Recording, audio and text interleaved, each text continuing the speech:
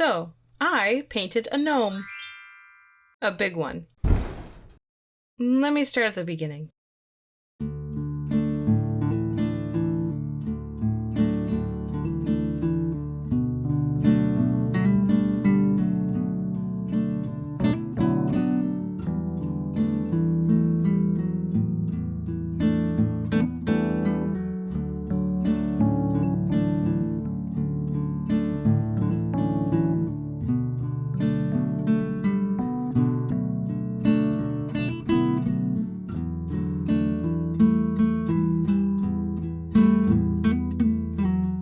In the deep woods of western Massachusetts, you'll find the New England Botanic Garden at Tower Hill, a 171-acre collection of planned gardens, wooden trails, and no less than 2 indoor greenhouses filled with tropical flowers and plants.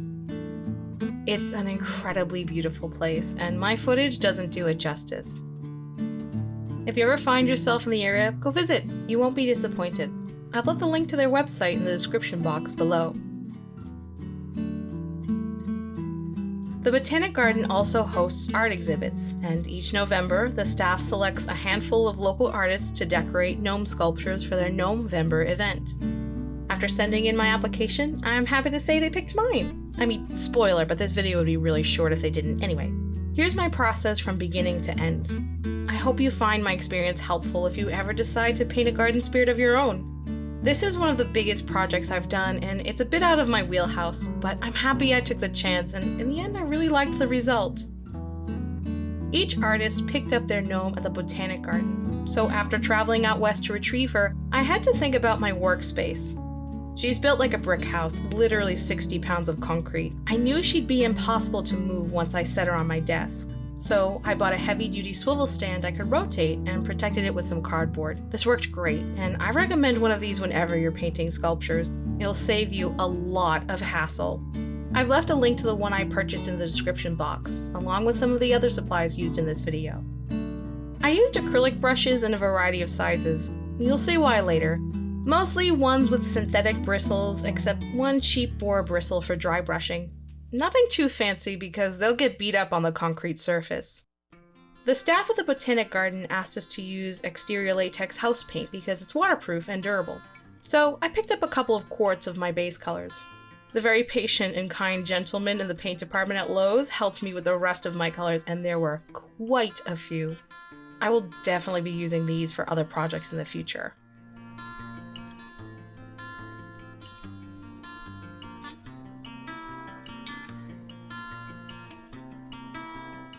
An elastic band across the mouth of the paint can lets you scrape off extra paint without buildup along the edges. Just be careful you don't accidentally fling it across the room like I did.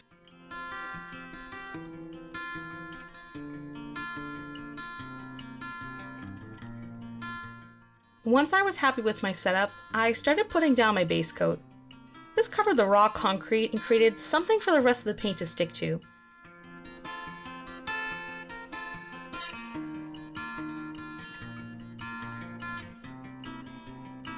She's looking a little like Pennywise right now, but she gets better, I promise.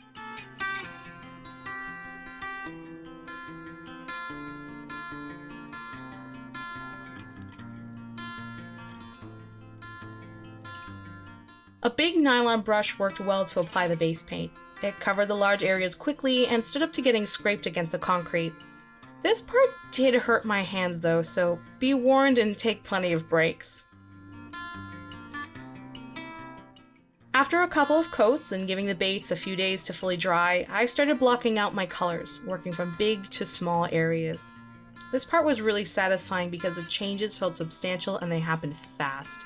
Very relaxing to just put down big swatches of color without having to think too much.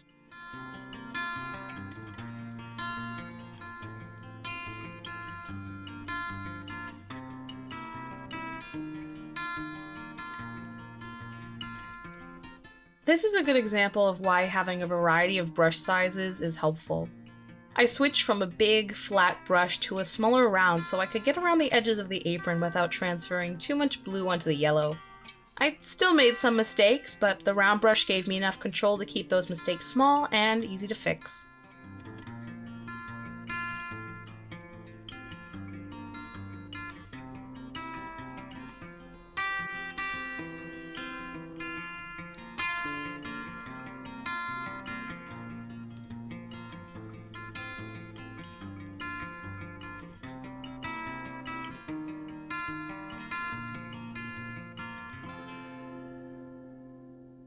With all the flats done, I moved on to details.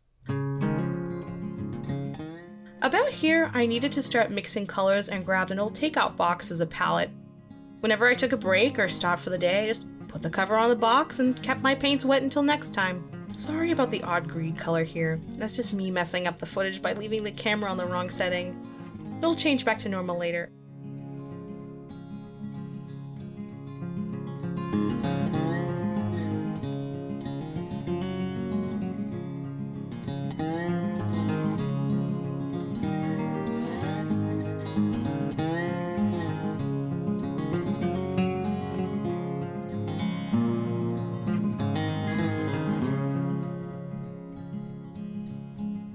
If you're going to layer a lighter color on top of a darker one, try to choose a paint with more white pigment in it.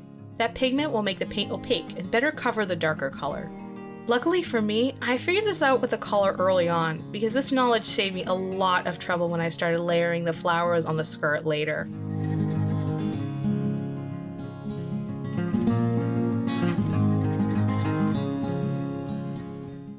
I procrastinated for 2 or 3 days before doing this part. Do you ever feel you've gotten to a point where the painting's definitely not finished, but you're afraid of screwing it up so you just don't touch it for a while? Maybe that's just me, but I needed to build up a little courage before making the first stroke. And then it was just layering on greens and building up depth from there.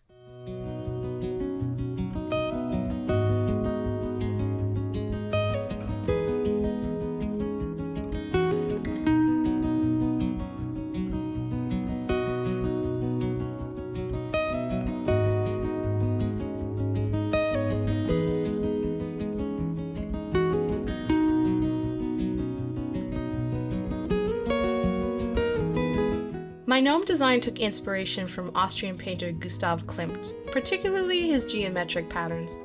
I've always loved the liveliness in Klimt's work and how those abstract designs played with his more realistic elements, and I wanted to bring that into my own piece.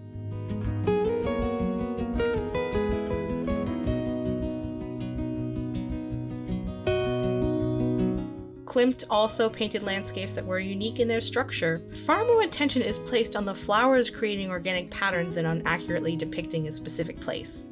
These landscapes and the meadows of the garden itself inspire the skirt design.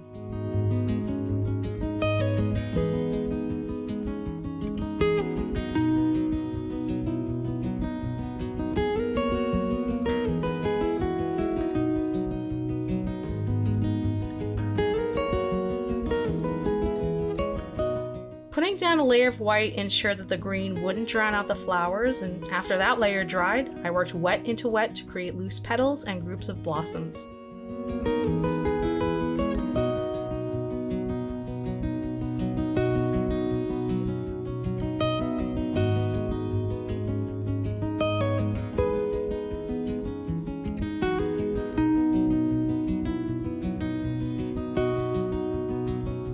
This was my favorite part. I love botanical illustrations, and wanted the hat decorated with poppies that were more detailed than the flowers on the skirt. I knew I needed a sketch to guide me, so I used a vermilion coal erase pencil and a kneaded eraser to plan out the composition.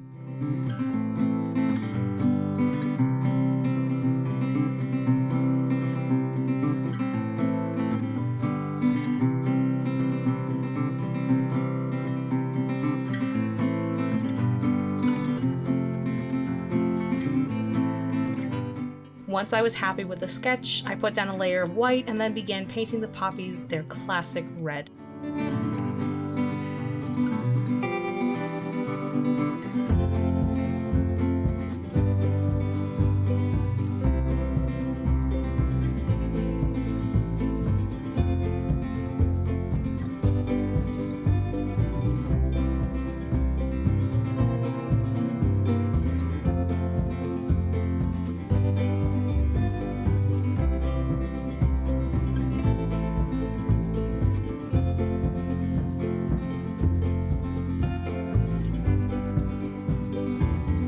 She's almost done. Now for the finishing touch. This wouldn't be a Klimt-inspired piece without a little gold. I used Modern Masters Satin Tequila Gold, which is more of a coppery red gold that I thought contrasted well with the yellow base. and very carefully applied it with a small detail brush.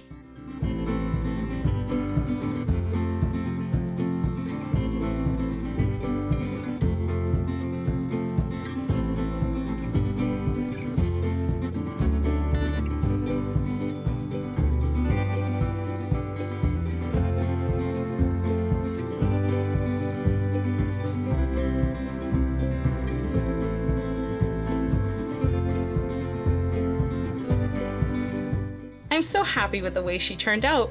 I ended up naming her Sylvia. My dad suggested it, actually.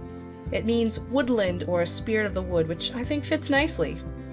You can meet her at the New England Botanic Garden in Boylston, Massachusetts throughout the month of November, where she'll be displayed along with many other gnomes brought to life by artists from the area. I am so honored to be a part of this project. It was a joy to work on, and I'm excited to see the other gnomes on display. As always, I hope you enjoy the video, and thank you so much for watching. Bye!